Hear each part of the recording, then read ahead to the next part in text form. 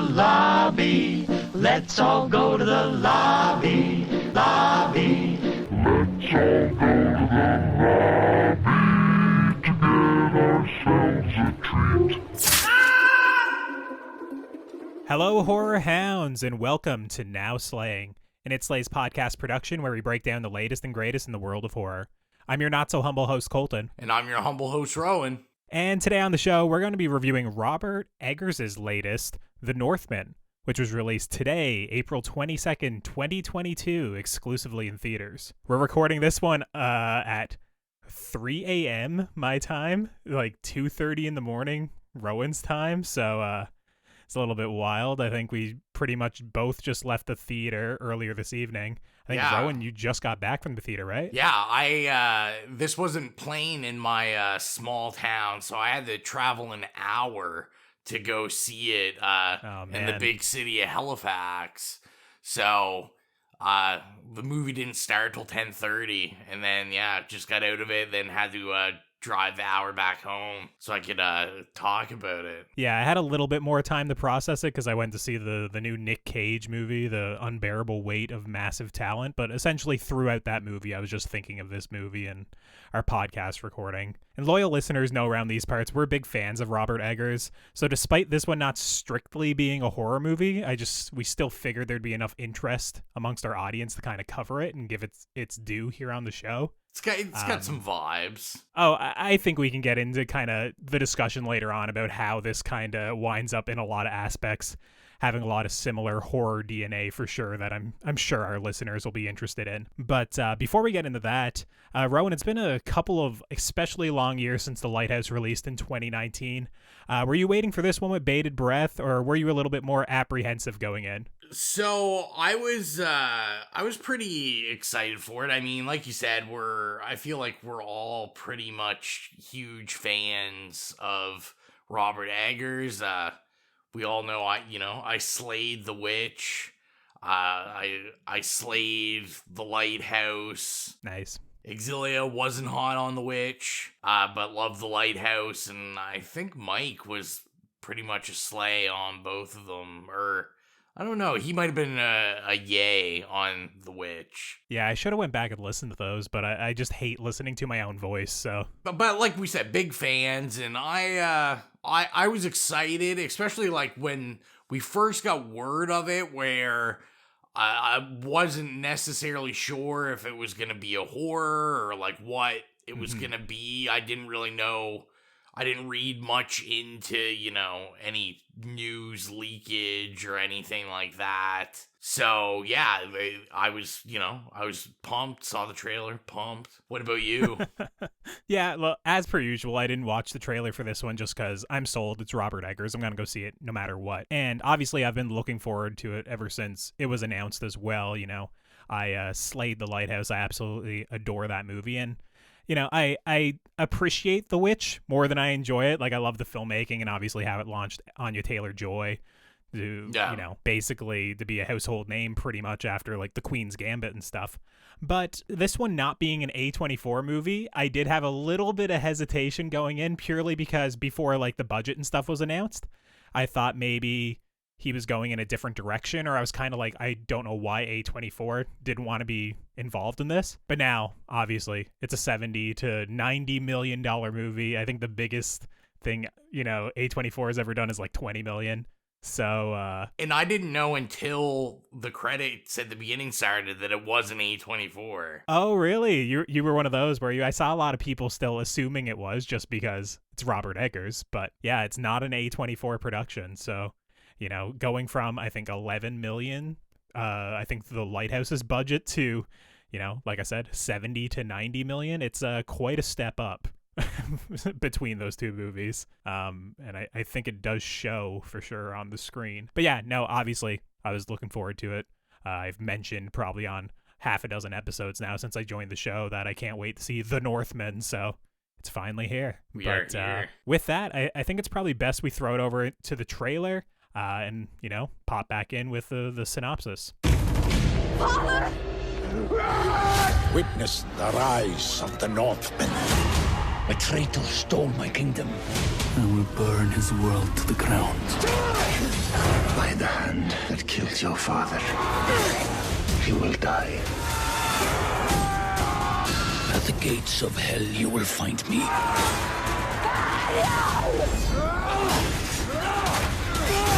The Northman, the legend begins. Rated R. What you just heard is from The Northman, directed by Robert Eggers, co-written by Sean and Robert Eggers, and the story is as follows. 2 decades after his father's death and his mother's kidnapping, Amleth has taken up the mantle of a Viking berserker, leaving a trail of death and destruction in his wake. But after raiding a Slavic village, he encounters a seeress who reminds him of the vow he once made as a young boy, to save his mother, kill his uncle, and avenge his father. But as always here on Now Slaying, we try and keep things relatively spoiler-free up front before making it very obvious that we're going to be discussing spoilers. So, Rowan, what were your spoiler-free thoughts on The Northman? I think we alluded to it when we were leading into it. I think the first thing people are going to notice, even when you see the trailer, is the budget. Yeah. This is big time. Robert's made it to the big time. Pretty much like from the I feel like from jump we're like, okay, like, you know, this isn't A24 anymore. No, right away, like from the I don't know if it's actually the opening scene. I think it's actually just after the opening scene, just when you're in the village, like on the Irish coast there. Just like the sheer amount of extras, how big the set is, how the camera's gliding throughout it. It's just like, oh shit, all right, he has a budget now. The fact that he has like probably 5 to 6 times as many extras wandering through the streets and stuff as of any of his other films, I was just like, all right, there's a budget here. And as someone who didn't see the trailer, I was like, oh shit, all right, here we go. Very surprised. Especially me. So this is definitely a movie that was not, other than it being Robert Eggers, like, is not targeted to me. Like, this subject matter doesn't interest me whatsoever. Not a big Norse mythology guy? I'm not into Norse mythology. I don't watch Vikings, the show. Like, I don't. Neither do I, yeah. This stuff just never does it for me. But I will say, I think it's super accessible. Because like I said, I have no idea about any of this stuff. And I'm going to go out on a limb and say I think it's probably Robert Eggers' most accessible film that he's done so far. The language, is certainly easier in this than the other two, for sure. Like, I still think The Lighthouse is probably the toughest to kind of understand, even though we're from like the Maritimes, you know, from like Eastern Canada.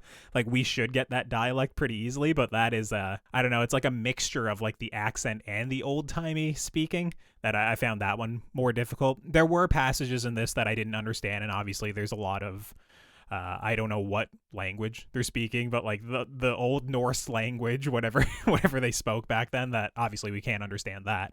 But yeah, probably more accessible, I would say, than the other two. So I really tried to, like, when I went into it, I tried to, because, you know, by now I kind of knew it wasn't necessarily going to be a full-out, like, horror film. So, you know, I always have to, like, wrap my mind around that. And just as, like, kind of this, like, epic action drama, you know, I thought it overall was, like, pretty effective. Like, it felt epic. You know, I feel like there's not a spoiler in saying that this might be, I mean, it's hard to, he only has 3 movies, but the score is fantastic in this. Oh man, I was so bummed. I couldn't really hear the score. What were you gonna say about it? Sorry, I cut you off. No, I was just saying because I saw you make that face, and then I was like, oh no, maybe he doesn't like it. I was like really into it. No, so I couldn't really hear it. Yeah, there was only, I think, and I'm not even joking, I think there was one functioning speaker in my theater, like, not even joking, and it was like the front right one, so I could hear the dialogue like crystal clear, but the score was kind of really like understated in my theater, which like really pissed me off, because when I went to go see the Nicolas Cage movie after, there was like 3 people in the theater. It was like twice the size, perfect audio. Like, Whereas the Northman was completely sold out in like the smaller screen, and just like I was like straining to hear a lot of the score. Like the dialogue was crystal clear, but yeah, the score was lost. I obviously what I heard I thought was excellent as well. Yeah, but I was just like, fantastic. fuck, man, I wish this was in like IMAX, right? So, and you kind of answered one of my main questions for you. Is I was curious what the audience was like for this, because obviously, like, we're seeing it Thursday, so it's like, I guess, you know, what do they consider just like pre-opening day or whatever? So yeah. Yours was sold out, or sold out. The whole crowd was very into it. There was like, obviously this movie has a lot of scenes where in typical Eggers fashion, if you don't treat it seriously, it's like really silly right away. Yeah. There was nobody like awkwardly laughing at it. There was nobody like on their phones or cracking jokes. Like everybody was 100% into it and tuned in. And it was the type of thing, like when I left the theater, I heard a lot of like bros kind of talking about like how badass the movie was. That sort of showing. So I feel like we had the same demographic. So mine was very similar to the X experience. I think it was me and 6 other people. That was it. Oh, okay. Wow. Now, I mean, like I said, I was at a 10:30 showing, and the theater I went to, like, there's no residential area around it, so, you know, okay.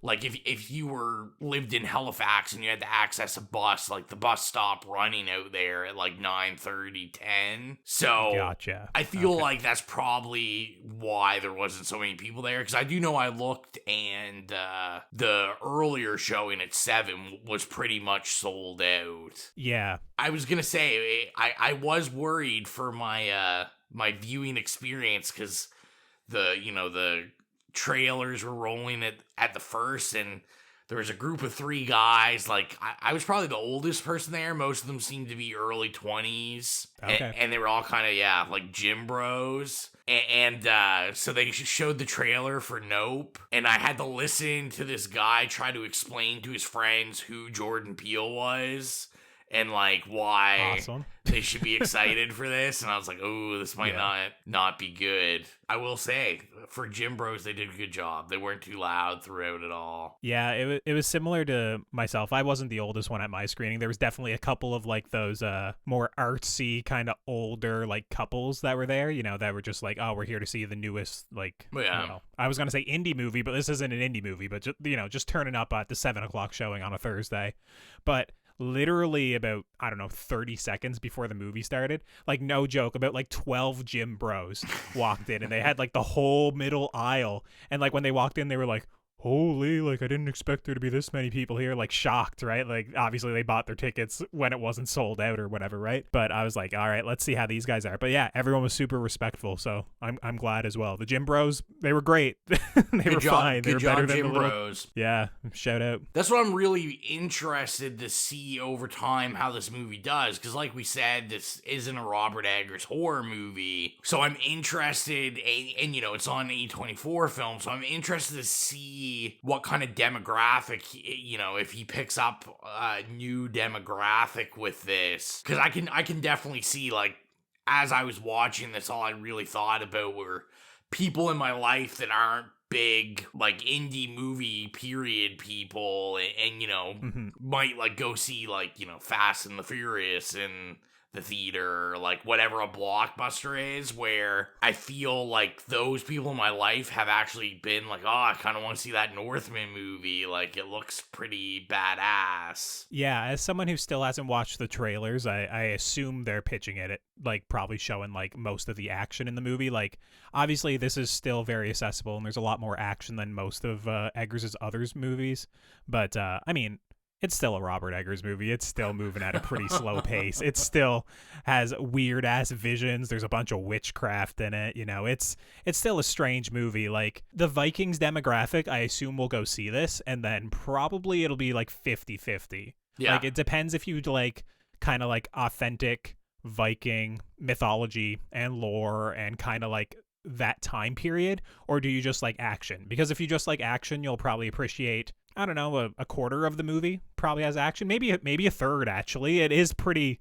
there's some pretty brutal action scenes in it, but like I feel like someone like my mom would like this. She's a huge Vikings fan, but my stepdad, who is also a Vikings fan, but he's much more of an action guy. I don't know if he'd like this as much. I feel like he might fall asleep in the middle or something. Yeah, and I was going to say, I could see that, because, I think, I know we've, outside of recording this, have had the conversations about, a lot of the pre-reviews coming out. I think kind of talking about, I think it was a little, everyone said they really liked it, but it was a little less bloody than they thought it was going to be, which I feel is, everyone's expecting Robert Eggers to kind of like shock you now and just do something totally out there. Which is kind of weird because I don't really look at him as like a gory director. Like, obviously there's the seagull scene and the lighthouse, but like outside of that, like, I don't know, spoilers for the lighthouse, but when Ephraim kills Thomas Wake near the end of the movie with the axe, like that happens off screen, right? Like, yeah. Or in The Witch, like, what is the bloodiest part of The Witch? When Black Phillip stabs the father through the throat, I guess. But like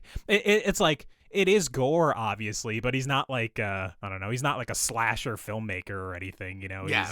God, I'm forgetting the guy who does he's not Eli Roth. It's not like torture porn or anything, right? Like, he has usually a couple of bloody scenes that, in the nature of the rest of the film, like trying to adhere to realism, it's like, yeah, there's a realistic amount of blood or gore if someone's gonna get, gored.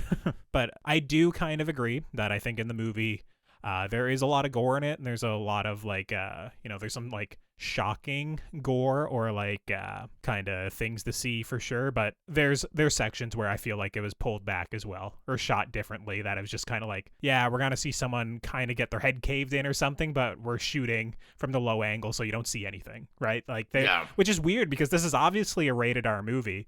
It's just, yeah, there's a couple of weird choices where with the rest of the movie and how it doesn't hold back in a lot of aspects, it does hold back in the area of gore a little bit. That was kind of exactly how I felt about it. I think having heard those critiques before I went in and saw it, I was a little apprehensive about that, because I was like, I think if he's going for this all-out Viking thing, where I think most of the time it worked, like, I was like, I think it just looked so good that I was like, all right, well, whatever. And there's a lot of like scenes that it's all like smoke and you can barely see anything anyway.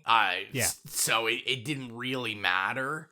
But like you said, there was a couple, to me, there was like a couple key spots that I was just kind of like I maybe could have used like a little more.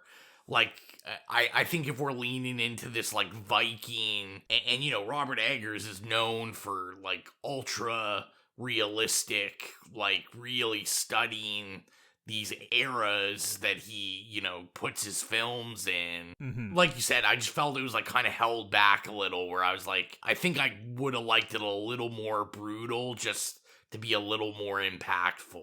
Yeah, like, I'll push back a little bit just because, like I said, I still think this is a much gorier movie than The Lighthouse or The Witch. Oh, yeah, and I agree with that. And it's not a horror movie. It's just literally, like, when there's so much, like, chaos/destruction on screen and everyone's, slaughtering each other with blades, you kind of do expect, a little bit more limbs to fly off, or a little bit more, it to be a little bit more nasty. There's also aspects to where I know, like, the Vikings very much would rape and pillage. Yeah. And in this movie, when they're kind of doing it, like, unless I'm forgetting a specific scene, they're, I never saw them raping or, any of the women or anything when they were doing it. It just seemed like they were just going through killing people. Well, and I think a lot of it was, like, implied. Like, we got a lot of sweeping cameras where they'd be grabbing women and like dragging them to like, it's not like I wanted to see like I didn't want to see like gang rape or something on screen. Obviously, it was something like I was like, oh, okay, the scenes in Game of Thrones,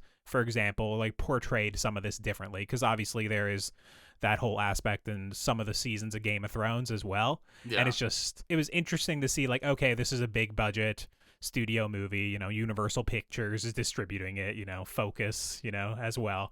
And I was kind of like, I wonder if any of that was held back, or if it was just literally, Robert Eggers being respectful. Because once again, I don't need to see it, but I guess it was just something that I was like, oh, okay, there's an aspect where they almost feel like they were whitewashing the Vikings activity a little bit. It was like they're violent, but like I didn't see like the other aspects, I guess, at some times in the movie. The way I viewed it, I kind of looked at it that they didn't want us focusing on that simply because like our main character isn't focused on that. Like those things are all going on in the background, and he's kind of got this singular mission. Yeah, he's got tunnel vision. Yeah. So, I mean, that's kind of how I feel. Speaking of kind of like Alexander Skarsgård, he is a beast in this movie. Like, I understand there is parts of the plot where they are kind of like directly like correlating like men to beasts and, you know, kids to pups and whatnot. Like there is like this bestial aspect to the movie, but like the way he like moves in this movie and just how like jacked he is, like it's insane. Like it's a very physical performance. Like I was shocked because I don't really know the guy all too well. I know you know him from True Blood at least, right? Yeah. But yeah, I don't know if I've seen him in a whole lot besides this, and he was scary sometimes. The way he'd like move through the action scenes, like I was like, holy shit, man. Yeah, and I mean, I was gonna say I don't think he's really ever had a role like this. Now I'll say that saying I haven't really heavily watched his filmography. Like I know he played Tarzan, and like I never saw that. You know, to me, I always think of him, like we said, from True Blood, where, you know, his character isn't really physically imposing. He's just like manipulative and sly. And then the only other real thing that comes off the top of my brain is Melancholia, which I mean, like, I haven't seen it. I shouldn't say he's not a major character because I mean that's not a huge cast film, but you know, he's not the main actor in that movie. He's just kind of a background role. Gotcha. But you know, I feel I'm interested to see what this is gonna do for him, because I will say that a lot of people I know that may not like True Blood or not like him, like I'm interested in this, how they feel about this. Yeah, I thought he was great. I mean, it's a character, like we said, it's a very simple character. It's a one-track minded character that's all about vengeance. I mean, we'll get into some of the narrative stuff in the spoiler section that maybe, you know, I wish there was a little bit more. But his performance, and I think what was demanded of him, I think he like nails it. Like I was very much like, holy, this guy's terrifying. So.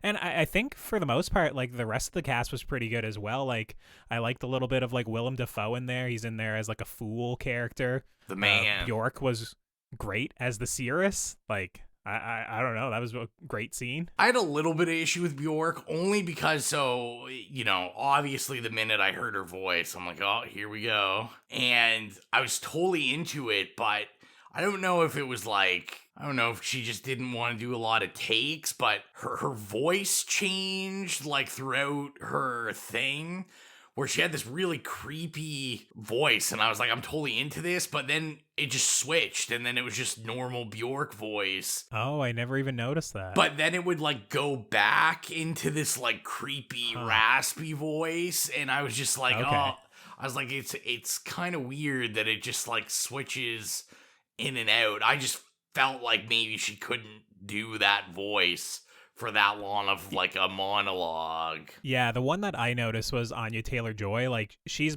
in the movie more than I expected, which I was like, great. I love Anya Taylor Joy, obviously, but her as Olga, her Russian accent slips every now and then. It's not the best, or I think it's supposed to be a Russian accent from the land of Rus or whatever, but it's I don't know, it's not the greatest at some points. Obviously I love Anya anyway, so I kind of just ignore it, but there were moments where I was like, okay, this is slipping a little bit. I was gonna say the only real other casting issue, which as it went on I didn't have an issue, but I'm not a huge Nicole Kidman guy. Yeah. Like, I thought her first scene was really bad. Like, when we first get introduced to her. Yeah, where she's talking to, him as a kid, yeah. And we have, like, there's, like, a weird moment where she's, like, basically, like, looking into the camera. And it was just weird because it's kind of like, hey, I'm Nicole Kidman and I'm in this movie. All right, so I have a note on this camera looking because this isn't spoilery yet.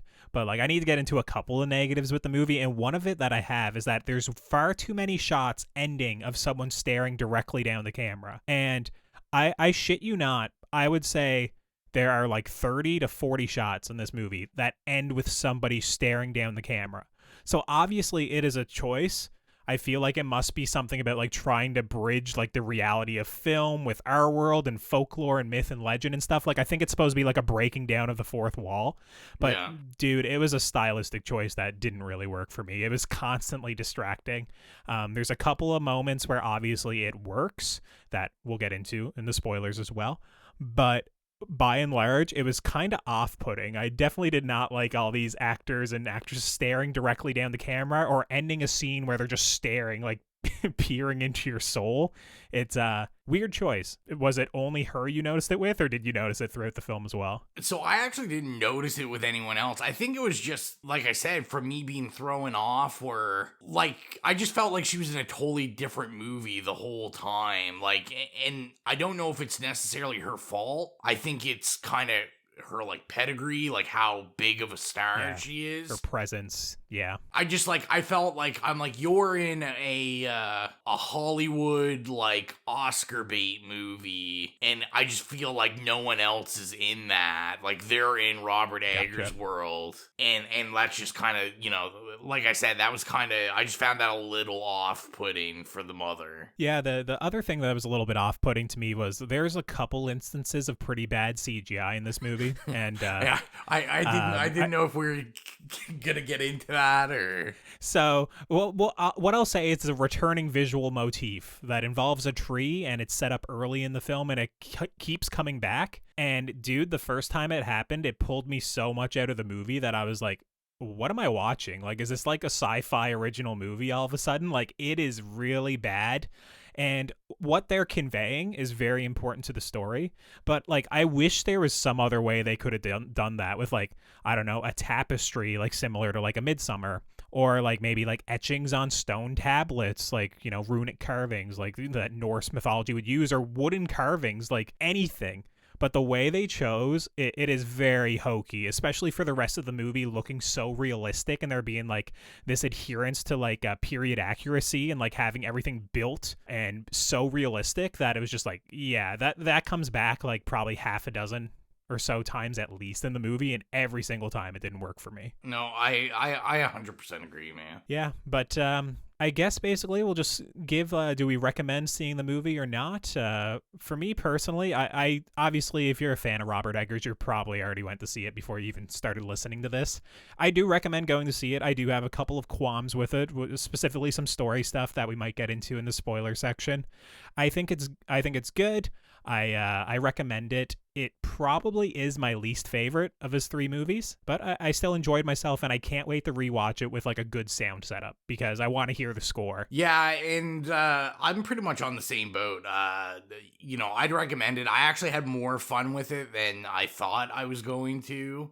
I was really worried that I wasn't going to be into this, and I think it's worth seeing in the theater. Like, it is, the budget does bring this grandiose film to you that deserves a big screen. Like, it's pretty epic. There's like epic scenery shots, and oh yeah, it's a spectacle. Like, the camera work is, you know, obviously we already mentioned like the long tracking shots, but there's a lot of impressive camera work throughout the movie. Yeah, a lot of long takes. I can understand why like the actors were, you know, kind of stressed or like tired, because there's a lot of like takes that just go on for minutes. Yeah, in this movie, and with that like old Norse language and the dialect and the accents. I mean, it's a lot to handle, I would say. Like I said, I would definitely recommend it. I will say I agree with you.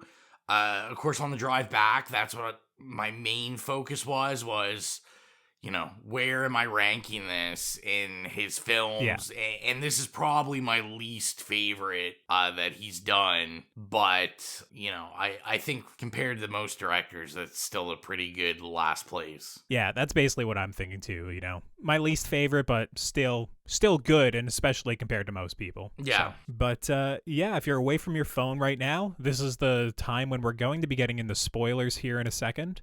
So maybe rush back to your phone and pause it until you've had a chance to go see the movie. Or if you don't care about spoilers, I guess just skip past this warning and we'll get right into it. But yeah, we're going to be going into spoilers here any second now. Yeah, so I'm going to start off. Go for it.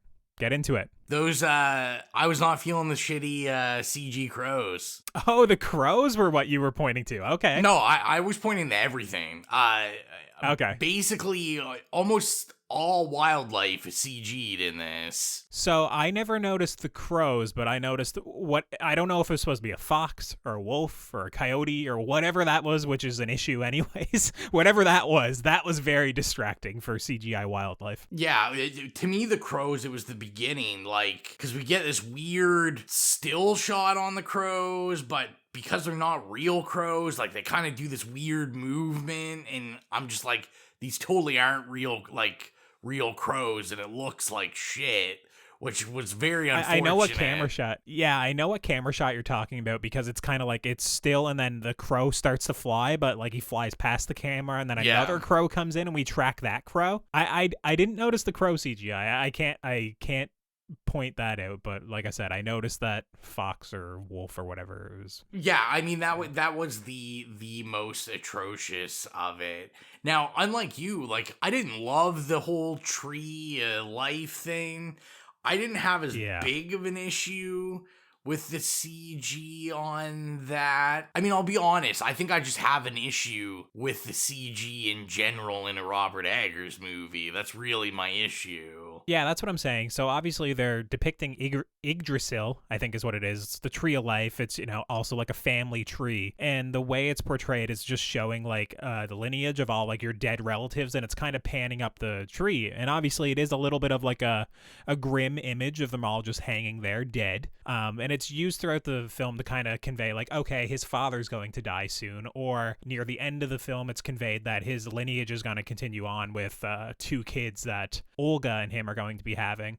And obviously it's effective and it needs to be in the film, but every single time it took me so out of it, especially the first time, which it's kind of in this like Viking bar mitzvah scene or ritual where basically he reaches over and touches his father's stomach, kind of like where there's like this wound, and Ethan Hawke just like lights up like a bright purplish blue, and I don't know what was happening there. Obviously they're tripping balls, and obviously, I understand that it's like a true out-of-body experience, but yeah, that just really didn't work for me. And I'm inclined to agree that I didn't like seeing the CGI like at all in this movie. Obviously, I assume there's dozens, if not hundreds of shots in the movie with CGI used for like backdrop or background extension stuff. I'm not talking about that CGI. I'm talking about when it's front and center. Very, very distracting. I was not a fan. And I feel like, and I don't know, maybe it's like unrealistic expectations put on Robert Eggers, but I think it's just because of how well crafted his other 2 movies are that like don't necessarily need this like to tell the story, and it just like it really took me out of like I'm in a Robert Eggers movie. I like a lot of the CG stuff. I'm like, well, I could be watching anyone's movie right now. Like the scenes, where he's like hallucinating of like going to like Valhalla and all this stuff. I'm like, well, I could be watching the new Thor movie, like, for all I know. Yeah. Well, I mean, this is a big spoiler, but, like, the ending shot of the movie, I am not a fan of. Like, no, I don't like the ultimate ending shot, which I guess we'll just get in right to the ending, because there's a lot to discuss there. I like kind of where the movie winds up. I like the fight between him and Fjolnir, his uncle, near the end, where basically it's like on an erupting volcano. They're both there, like fighting, stripped down to essentially like a loincloth, just fighting each other, and it's a pretty like grim fight. And obviously I like the ending shot of him on his back as his eyes light up with Valhalla. I'm fine with that. But then we cut to a shot of the sky where you see like the Valkyrie riding down, and obviously it's supposed to be like picking him up or guiding his spirit back up to Valhalla, and it's just corny. I'm like, dude, why couldn't we have just ended on his eyes with like the light of Valhalla in his eyes? Like everyone knows what's going on there, especially with like the score and all that stuff. We all know. Like I don't know why it had to be like beat us over the head with it, right? And it's all CGI again, right? Robert's auditioning. He's trying to get that MCU money. And he's like, listen, guys, like, bring me in. Dude, I feel like he wouldn't even want to do an MCU movie. Like, I feel like he'd hate it, but like, yeah, I do know what you're saying though. I did kind of get Thor vibes as well. Like, there's also a scene earlier in the movie where there's a Valkyrie riding, and I actually didn't mind that effect quite as much, where it like hops off the cliff and starts flying. I mean, like, it's a green screen effect, obviously, Yeah. but that looked kind of fine. Because obviously the Valkyrie was like practical there, but just Yeah. that celestial galloping or whatever, like, yeah, that looks straight out of like a Thor movie from 2009 or 11, whenever Thor came out. And, this was kind of, to me, the disappointing thing with it is, I think, really overall, the bigger budget hurt the movie, like, hurt his creativeness, in my opinion. I think the beauty of The Witch, I think the beauty of The Lighthouse is like how contained the stories are, how small they are, and, the financial constraint. So, moments of terror, moments of just drama, like, you really have to do well and build well because you don't have the money to do some crazy things. Where with this, I just felt there was a lot of parts where I was like, if he only had $5 million, this scene probably would have been way more impactful. But instead, it's like, I got like a big budget, like, I'm just gonna make it real grandiose. Yeah, I felt that as well, because obviously The Lighthouse is my favorite by him, Yeah. and that has the similar aspect ratio. I think it might be even a little bit more constrained than The Witch, but like, he makes such good use of the square aspect ratio and how claustrophobic The Lighthouse is, that he has to use a lot of creative camera work and camera angles and lighting, and especially since it's black and white, that is just much more precise the entire movie. And I know it's the same cinematographer, like Jaron Blashka, he did all of his movies, but this one is, I guess it is a budgetary thing. They're just able to do like these sweeping crane shots, all these Steadicam handoffs. They're able to do all endless dollies and shoot for 5 minutes at a time because they have the budget to do so. And I would agree that I don't know if it was always to the benefit. There are scenes like early on in the movie when they're going to the Slavic village and he catches the javelin in the air and throws it back, and they're going up over the wall and going in and just like slaughtering everybody. That was a really good oneer. Like, that's really good. But I don't know if every single scene needs to be a oneer when, Anya or Olga is who she's playing in the movie, and Amleth are talking. Like, I don't know if this has to be a 2-minute shot of them walking through the street. Like, you can shoot that in a better way. That's more interesting. Like, I know a oneer is more impressive. Obviously, it's a lot more effort to do so, but it doesn't always stun me, especially when this is a 2 hour and 20 minute. And like I said, there's a lot of them in the movie, which I said is very impressive, but it gets a little bit stale after a while, I suppose. I thought there was a little bit of pacing issues in it. There was definitely points in this where I'm like, are we wrapping this up? What are we doing? I didn't know where we were in the movie either. Yeah, it kind of gets into this pattern of just each night, how is he going to terrorize this village at a certain point? Because there's a part in the movie where essentially he becomes a slave to kind of go back to his uncle's area in Iceland, because he's just like a lowly farmer now. He's no longer the king. And he's just a slave on his uncle's farm. And essentially it's like, I could kill him, but it's not my fate to kill him now in this way. So I'm just going to terrorize him each night. And it is just like, there's probably like, it just builds up to him terrorizing them in a certain way, probably like 3 or 4 times, I would say. I know for sure it's at least 3, because I can remember 3 distinct times when he did it. So it happens probably 4 or 5 times throughout the movie. And it's like, okay, cool. It is cool to see him slaughter these 3 or 4 guys and arrange their corpses in like a flesh horse on the side of, the barn. But it's also kind of like, all right, like, I want there to be some momentum. Like, I want something to happen in the narrative, and that's kind of like where the narrative falls apart a little bit to me. It's supposed to feel like an epic poem. Obviously, it's supposed to be like Beowulf, or I think this inspired Macbeth. I got Oedipus vibes from it, especially, that scene where Nicole Kidman kisses him and talks about making him her king if he goes and slaughters everybody. Yeah. But the story is just so simple that I wanted more. I wanted more meat the entire time. Like, there was so many scenes where I was like, this would hit a lot more if it was a little bit more traditional. If we had a little bit more of like, a romance built up to some degree between Amleth and Olga's characters, like when he leaves her at the end, would hit harder.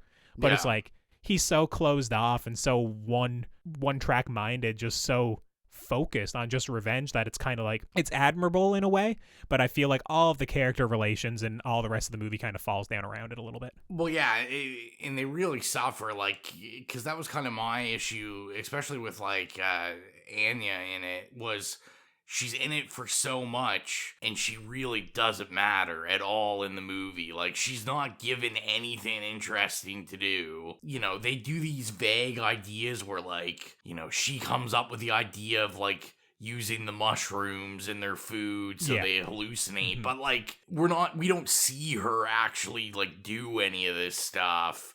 And she's just always there for no reason.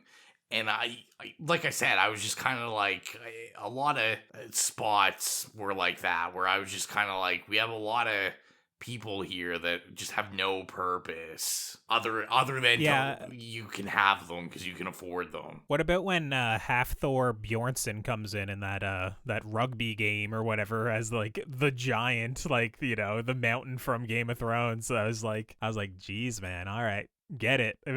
That was such a strange scene. I think it's called like Nataliker or Natalier or something. It has a weird ass name, the game does. Well, and it was bizarre, and like I get it, like you got to have them somehow like gain the trust or whatever. But you know, that was another relationship that, you know, like him and the youngest kid, who from the beginning of the movie, like, we know they're actual brothers. Because I'm assuming that's the baby. Because there's him, and then I think there's another kid, and then the baby in the opening scenes. Oh, geez. Okay, I never even realized that. I just kind of assumed the others were, like, half brothers or whatever, right? So, well, and even if they were, like, you know, to me, I was like, okay, we're gonna build this, you know, complicated relationship, like with his mother, with these other kids that are, you know, technically basically his brothers also.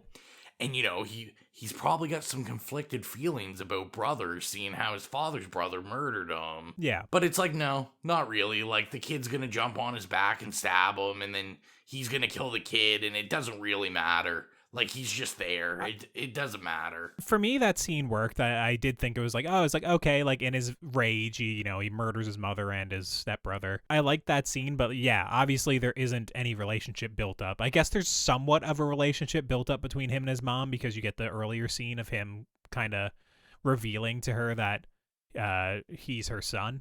But yeah, there's not a whole lot of meat there. Like, once again, right? It's so simplistic. That's kind of my issue with it. It's such an epic movie. It's 2 hours and 25 minutes long, and literally the story is his father gets murdered by his brother. He vows vengeance to go and kill his uncle, and that is like literally the movie. And I obviously it's reductive, but you will be watching probably 30 minutes at a time of this movie where most of his lines are talking about getting vengeance and saving his mother.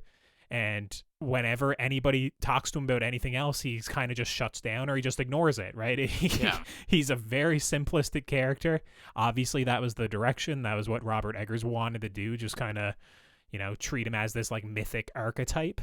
But it doesn't make for the most interesting watch, or like I have a hard time like projecting onto him and feeling like his empathy, or feeling like what he's going through at the time, right? It's difficult. Almost all these complaints we have with it, I just feel like it all comes down to the budget and the studio. And because I think about The Witch, I think about The Lighthouse, like both of those movies, every time I watch them, I think about them for a week, because there's all these different threads I'm pulling, and well, maybe this scene actually means this, and there's all these things going on, where, like you said, this is just like, no, it's a revenge story, that's it. There's nothing complicated in it whatsoever. Yeah, the only area where I'd say it might be a little bit complicated is like the use of like visions and folklore and fate, and being treated as fact. Like, it's looked up to as like modern medicine or science nowadays, right? Like, they believed so heavily in fate and folklore that like they would never go against it, right?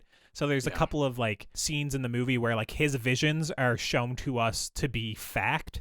Like, there's a scene with like that Draugr where he gets the blade, right? Like, it has like this fight scene between him and a Draugr in a tomb to get this blade that can only be used at night. Like, once again, it's like this mythic rationale and logic to it, but it shows the whole fight scene and him defeating it and putting its head up its own ass as a joke or whatever. Yeah. And then it kind of snaps back to that the fight didn't actually take place, but maybe it was still trying to show that the Draugr kind of like saw like that he was, fit for this sword or fit to hold it or would defeat him. Like, I don't know what exactly that was, but I was kind of like, okay, I get the vibe of what they're going with. But I did think that was interesting. In the beginning of the movie, it was very disorienting at times, though, a little bit confusing when like the movie would just bleed from like real life to visions to this weird CGI tree and tripping ball scene, because there's a couple of those as well. So it's a little bit jumbled at times. So before we get into the rating, is there any final thoughts or anything you want to kind of discuss before we get into that? Or are you good? Or so the only thing I really had, I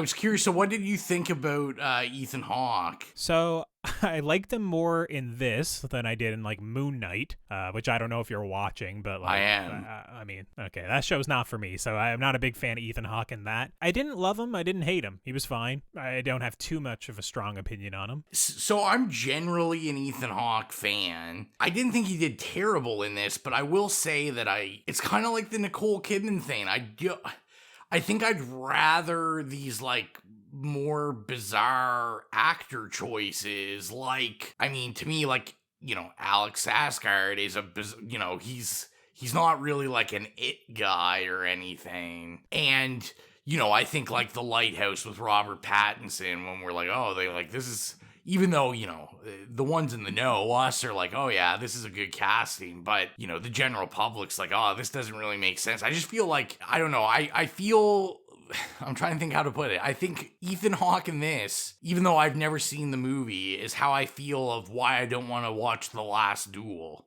Like, because I don't want to watch Ben Affleck and Matt Damon with long hair pretending to be knights or whatever. Well, you should watch The Last Duel, because that is really good. But I do know what you're saying, where it's kind of like the star status of the actor kind of like supersedes the movie, so it's really hard to see them in this time because we know the actor so well. Yeah, like I just feel like maybe a stronger like character actor would have been like a cooler choice. Well, realistically, Ralph Ineson comes in right at the end of this movie as like the ferryman, or the one who's gonna take them to like the new land, and like obviously he's the father and the witch, so I'm kind of projecting, but like he would have did just as good of a job, or maybe even a better job than Ethan Hawke did. I'm playing that. Yeah, I would have been down for that. Yeah, it like none of the casting really took me out of the movie. Like I said, like not as much as you, but like obviously I noticed the people, but it was kind of like the wardrobe is good, the wigs for the most part are pretty good. Obviously the lighting, they're doing good with the dialogue. Maybe before we get into it, our reviews, I do think Willem Dafoe is pretty good in the movie, but he's very like, he's so understated. Like he's barely in the movie, which was a little bit disappointing for me. Yeah, because I mean, like Willem Dafoe in most things, I thought he was really one of the very high points of this movie. What a great role for just him to play. Yeah, I love when he comes back later in the movie and it's just his skull, and it talks about how he's been tortured and he has his eyes plucked out and his ears cut off and his tongue replaced, and I think it's called the He Witch has like replaced all of his his eyes and his tongue and whatnot, and you just hear like Willem Dafoe's voice talking out of like this gross skull. Well, it's not even a skull, it still has flesh on it. I don't know what they got done to it, but it's like blackened, right? Like it's charcoal or charred or something.